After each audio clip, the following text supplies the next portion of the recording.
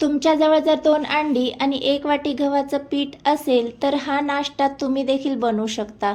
तर साधी simple recipe आहे आणि कमीत कमी साहित्यामध्ये होते आणि टेस्टी सोबत हेल्दी देखील आहे। तर हा दिसायला जितका सुंदर दिसतोय ना तितकाच हा मुलांचा फेवरेट देखील होऊन जातो। तर रेसिपीला सुरुवात करूया। तर अर्थातच इथे मी घेतलेली आहे 2 अंडी आणि 1 वाटी गव्हाचं पीठ। तर इथे मी साधारण 2 जणांसाठी नाश्ता बनवत आहे। तुम्हाला जर जास्त प्रमाणात करायचा असेल तर मी जे मेजरमेंट सांगितले त्याच्या दुप्पट तुम्ही इथे घेऊ शकता। तर आता आपल्याला घ्यायचं आहे एक भांडं आणि यामध्ये आपण 1 वाटी गव्हाचं पीठ घालून घ्यायचं आहे। इथे तुम्ही मैदा वापरला तरी काही हरकत नाहीये, पण आपण हेल्दी करत आहोत त्यामुळे इथे मी गव्हाचं पीठ घेतलेलं आहे।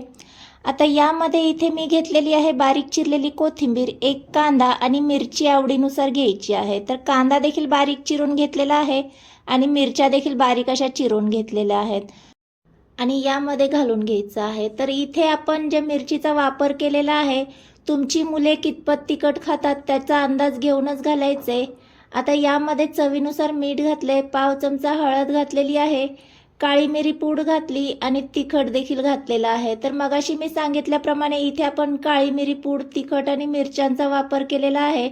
त्यामुळे मुलांसाठी बनवत असाल तर मुलं कितपत तिखट खातात त्याचा अंदाज घेऊनच घालायचे। छान असं हे कोरडंच आपल्याला अगोदर मिक्स करून घ्यायचे। तर इथं कोरडं यासाठी मी मिक्स करून घेतले कारण आपण इथे गव्हाचं पीठ वापरले।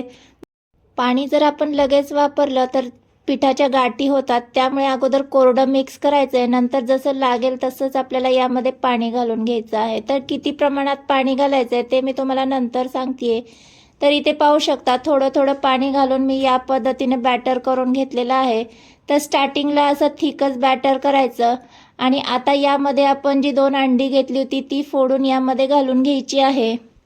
अगोदरच जर आपण अंडी घातली असती तर पाण्याचा अंदाज देखील आपल्याला आला नसता आणि मेन महत्त्वाचं म्हणजे पिठाच्या ज्या आहेत त्या गाठी देखील झाल्या असत्या। त्यामुळे आपण सर्वात शेवटी बॅटर तयार झाल्याच्या नंतरच अंडी घालून घ्यायची। छान अशी एकजीव करून घेतली की इथे पाहू शकता या पद्धतीने आपलं बॅटर तयार झाले। आता काय करायचं आहे, थोडंसं मला थिक वाटतंय त्यामुळे इथे मी आणखी थोडंसं पाणी घालून घेतेय आणि पुन्हा हे छान असं एकजीव करून घ्यायचं आहे। तर जसं लागेल तसंच पाणी घालून घ्यायचं आपल्याला। थोडं थोडं पाणी घालून मी या पद्धतीचं बॅटर करून घेतलेलं आहे। तर इथं तुमच्या लक्षात आलंच असेल या पद्धतीने आपल्याला लिक्विड असं बॅटर करून घ्यायचं आहे। ज्या पद्धतीने आपण धिरड्यासाठी बॅटर करतो अगदी त्याच पद्धतीने इथे बॅटर करून घ्यायचे। आता आपण बॅटर साईडला ठेवून देऊया आणि गॅसवर आपल्याला पॅन गरम करायला ठेवायचा आहे। इथे मी नॉनस्टिक पॅन घेतलेला आहे, तुम्ही आपला जो रेग्युलर चपातीचा तवा असतो तो देखील घेऊ शकता। तर आता थोडंसं इथे मी ऑइलने ग्रीस करून घेतेय। तसा हा नॉनस्टिकचा पॅन आहे, ऑइलने ग्रीस करायची काहीच गरज नाहीये, पण रेग्युलर तव्याची प्रोसेस कशी पाहिजे त्या पद्धतीने करण्यासाठी मी ते ऑइलने ग्रीस करून घेतलंय आणि आपण जे बॅटर तयार केलं होतं ते या चमच्याने छान असं मिक्स करून घ्यायचं आहे आणि इथे मी या मोठ्या चमच्याचा वापर केलेला आहे।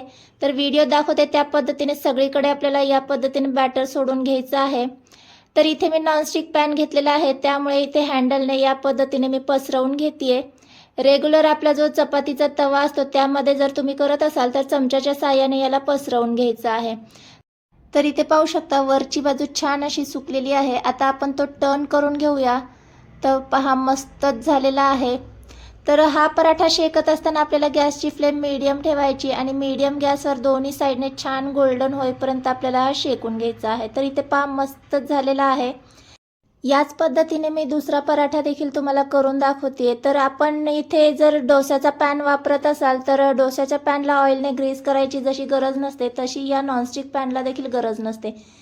तर आता आपण इथे तेल न वापरता हा पराठा करून घेऊया। तर पहा मस्तच झालेला आहे। हँडलने मी असं पसरवून घेतेय। तर जितका आपल्याला पातळ हा पराठा करायचा तितका इथे तुम्ही पसरवून घ्यायचा आहे आणि तेवढंच बॅटर यामध्ये घालून घ्यायचंय। बॅटर घालून झाल्याच्या नंतर इथे मी थोड्याशा लाल मिरच्या आणि कोथिंबीर घालून घेणार आहे, म्हणजे ते दिसायला छान दिसतं, अट्रॅक्टिव्ह दिसतं कलरफुल असल्यामुळे। इथे मी साधा सिंपल कांदा, मिरची, कोथिंबीरीचा वापर केलेला आहे। तुम्हाला यामध्ये आणखी भाज्या ॲड करायच्या असतील तर त्या देखील तुम्ही करू शकता, त्याने देखील हा आणखीनच हेल्दी होऊन जाईल। नेहमी आपण काय करतो, चपाती सेपरेट करतो आणि ऑमलेट असं सेपरेट करत असतो. तर एकदा या पद्धतीने दोन्हीचं मिक्सचर करून तुम्ही हा पराठा ट्राय करा, नक्की सर्वांना आवडेल. तर इथे पाहू शकता तेल न वापरता देखील हा मस्तच झालेला आहे. अगदी आपण डोसा ज्या पद्धतीने करतो अगदी तसाच झालेला आहे. तर याच पद्धतीने मी सगळे अंडे पराठे इथे करून घेतलेले आहेत. तर या पद्धतीने तुम्ही जेव्हा अंडे पराठे कराल तर वेळेसोबत तुमची गॅसचीही बचत होईल. तर दिसायला जितका हा अट्रॅक्टिव्ह दिसतोय तितकाच तो खाण्यासाठी देखील टेस्टी आहे. तर इथे मी सॉससोबत सर्व केलेला आहे. तुम्ही तुमच्या आवडत्या चटणी किंवा सॉस कशासोबतही खाल्ला तरी हा तितकाच टेस्टी लागतो. तर आजचा व्हिडिओ तुम्हाला कसा वाटला? व्हिडिओ तुम्हाला थोडासा जरी आवडला असेल तर प्लीज माझ्या व्हिडिओला लाईक आणि जास्तीत जास्त शेअर करा. तर हा हेल्दी अंडा पराठा एकदा नक्की ट्राय करा आणि जाता जाता चॅनलला मात्र नक्की सबस्क्राईब करा. भेटूया अशाच एका नवीन हेल्दी रेसिपीसोबत. तोपर्यंत मस्त खा आणि स्वस्त रहा. बाय.